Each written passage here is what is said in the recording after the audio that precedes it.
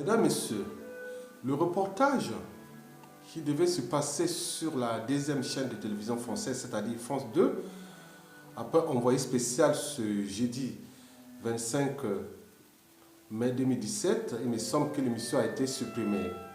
Maintenant, ça va se passer sur RFI entre 14h et 19h.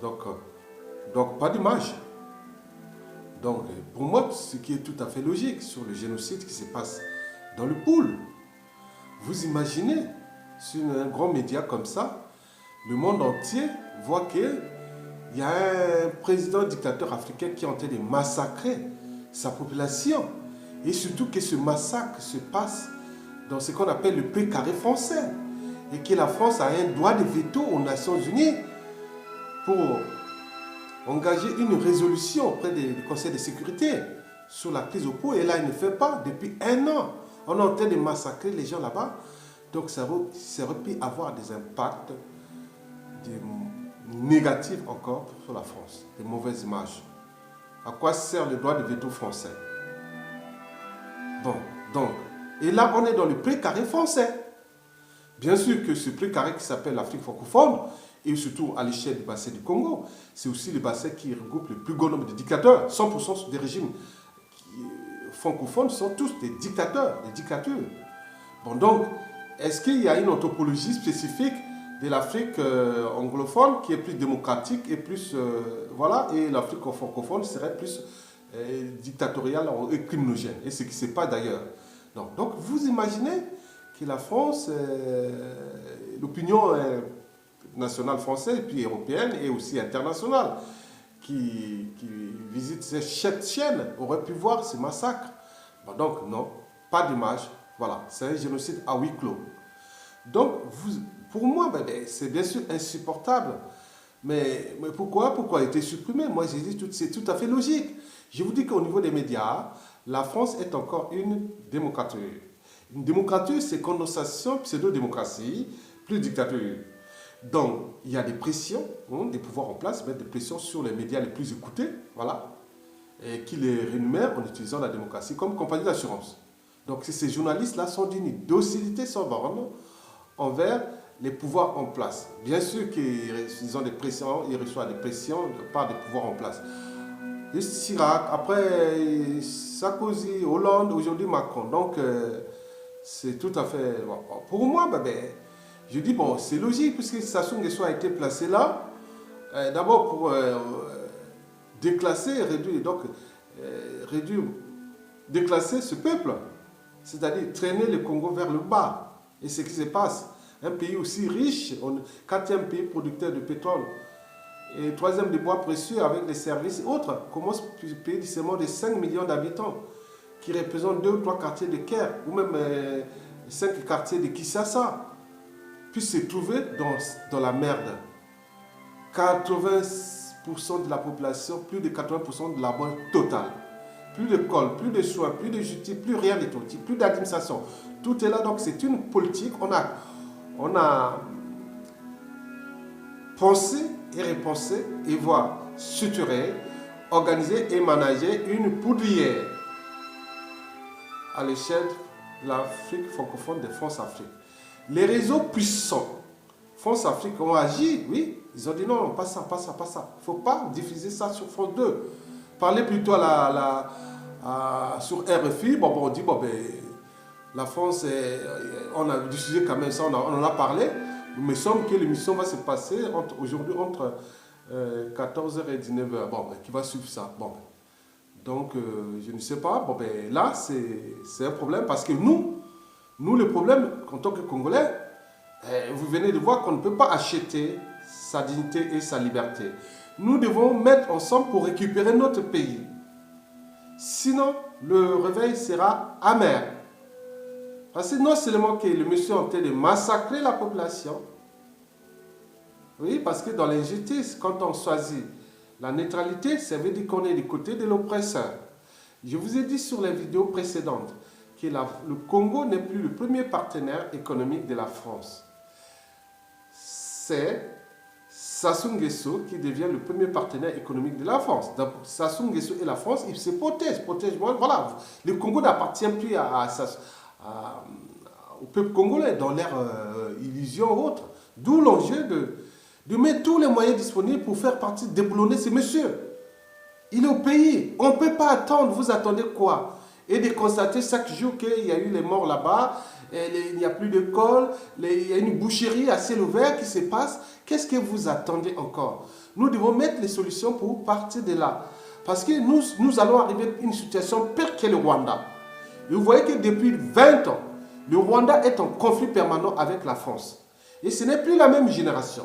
Et vous avez même entendu sur RFI parler de la continuité de la politique de Macron. Comme nous sommes des moutons, nous sommes là, on voit comme là. Bon, on leur placer leur pion qui est là, qui soit, disons, les intérêts vitaux, stratégiques. Bon, je ne sais pas quels sont ces intérêts au Congo. Bon, le pétrole déjà exploité de manière opaque. Qu'est-ce qu'il y a encore? Qu'est-ce qu'on cherche encore? Ah oui, bien sûr, peut-être des bois.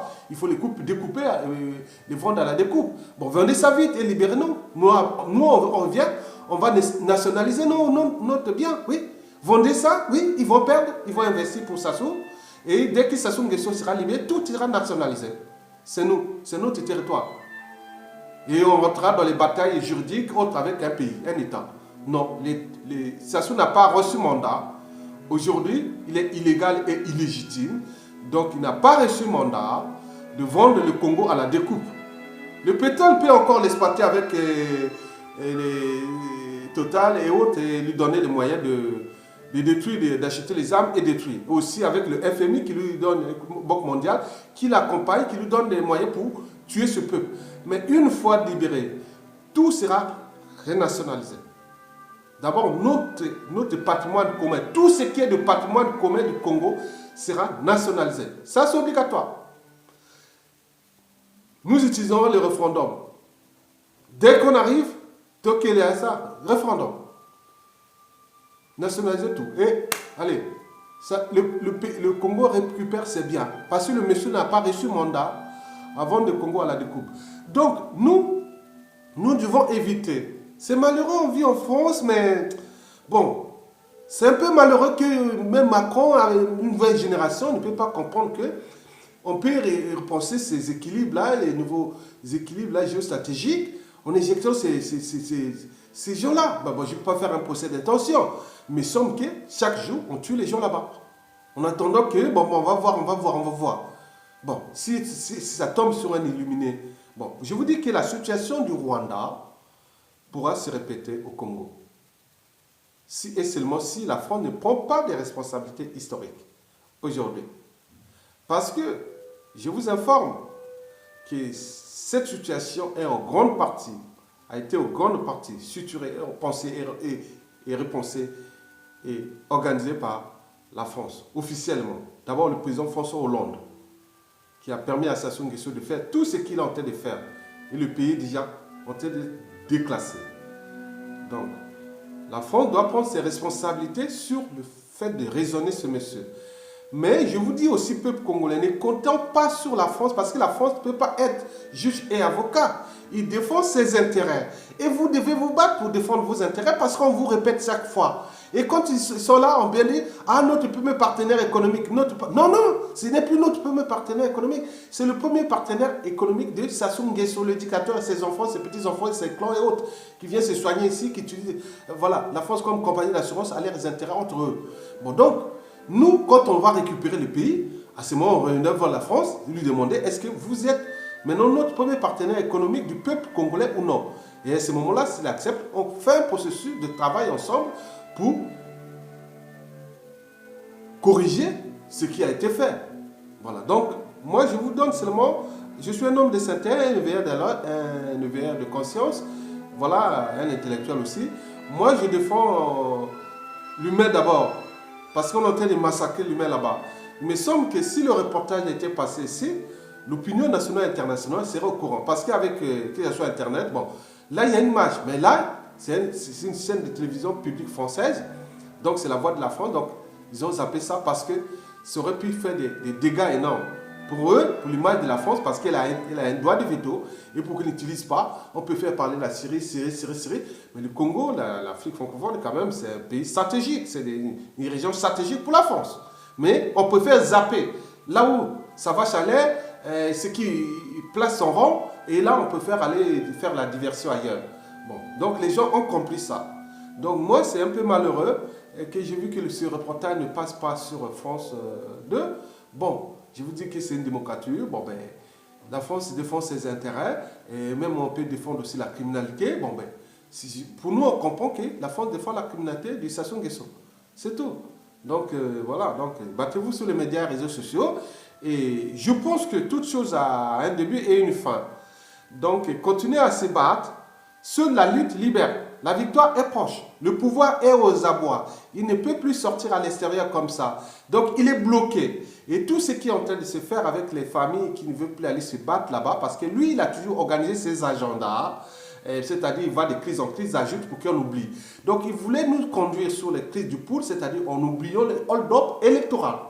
C'était processus comme ça. Et si ça ne marche pas, peut-être qu'il va encore créer une autre. Et qu'est-ce que vous attendez pour le faire partir? Un seul individu? On parle que dans Brazzaville, dans tous les pays, il y a des veillées partout. Au lieu d'honorer la vie, là, on honore la mort, la mort, la mort, la mort. Donc le Congo est devenu une boucherie assez ouverte. Mais pour combien de temps encore nous allons vivre cette situation? Donc j'appelle à tous mes frères, sœurs, cousins congolais, autres, tout ce qui est là du Congo. Je parle sœurs, cousins, je parle à tous les Congolais qui sont civils ou militaires au Congo. Prenez votre responsabilité. Sassou n'a jamais été aussi faible. Donc un dictateur n'a pas de concurrent à sa taille si le peuple ne relève pas les défis. Mettez les jeunes dans la rue, même s'il peut buter au moins 5 ou 10 000. Mais les dégâts occasionnés, non seulement autour de ceux qui ils vont régler ses comptes, mais aussi à ceux qui l'ont soutenu, hein, au niveau des États. Donc battez-vous, mettez votre pays hors d'état de nuit de ce monsieur qui est aux abois, qui est à bout de nerfs, à bout de souffle, au bout du rouleau. Il tremble, c'est un lâche. Il tremble. Il ne peut pas entendre des pétards, mais il peut faire envoyer les pétards, c'est les autres. Donc moi je vous dis simplement, notre solution c'est nous-mêmes. Peuple congolais, battez-vous, la victoire est proche. Le gars il est en danger, lui-même se sent en danger. Ne continue plus sur la... Bien sûr que la communauté internationale est toujours là, mais nous allons gérer ça et sur là après. Mais battez-vous entre vous, ça soit au Congo, ça soit se déplace entre Yo et Brazzaville. Faites quelque chose. Donc on est là. Et demandez aussi à Sassou Nguesso d'envoyer ses enfants aller se battre dans le fond là-bas. Donc bien sûr ils sont là, ils seront... Et s'ils partent, ils seront récupérés et utilisés. Bon, attendez. Mesdames, Messieurs, je vous remercie.